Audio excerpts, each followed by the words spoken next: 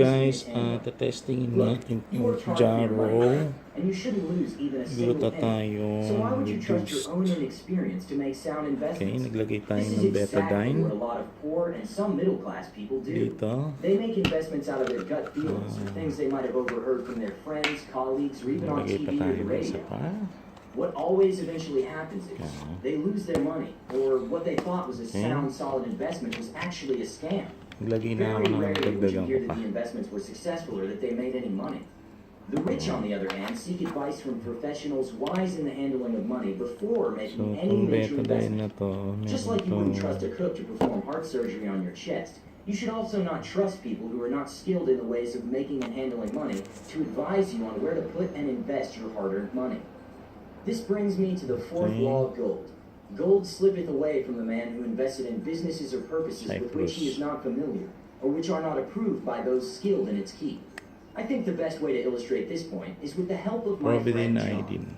So, John has been following and practicing the first law of gold for 1 year now, and has so far saved up a considerable amount of money, a total of $10,000. So, my friend John is a reasonably smart guy. He reads a couple books a year and watches TV and YouTube videos on his favorite subject, investing and making money.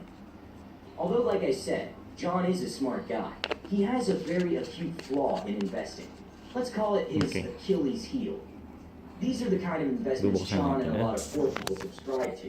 The moment they hear a quote-unquote good investment on TV or radio, they jump on it right away. You've heard it all before. This is one real estate opportunity you can't afford to miss. Or, invest in this stock. It's too big to fail. 2 months later, guess what? The basic rule to follow when investing is very simple. If you don't understand it, don't invest in it, period. Or, seek advice like the third law suggests, from men wise in keeping and making money. This is what John should have done. Instead of investing in bad stocks and real estate, he should have instead looked for and sought the advice of a person who is succeeding and making money in real estate or stock investing. So now, my friend John is broke and has about $500 left in the bank. But not all hope is lost. In his moment of misery, he conjures up a brilliant plan to make back the money he lost and then some. His plan is simple, brilliant, and cunning. In his eyes, it can't fail. John plans to go to Vegas. Yeah, the gambling city. Bet on a couple of games and make back the money he lost. He's absolutely sure and certain that he can make back the money and then some. Which brings me to the fifth law of gold.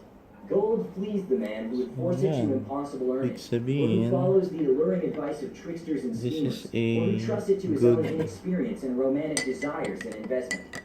You see, in John's attempt to make back the money he lost, he thought the fastest and easiest way to make back the money was to gamble. Although very rarely some people do make a lot of money gambling, it wasn't John's lucky day. My friend John learned 2 very important lessons that year.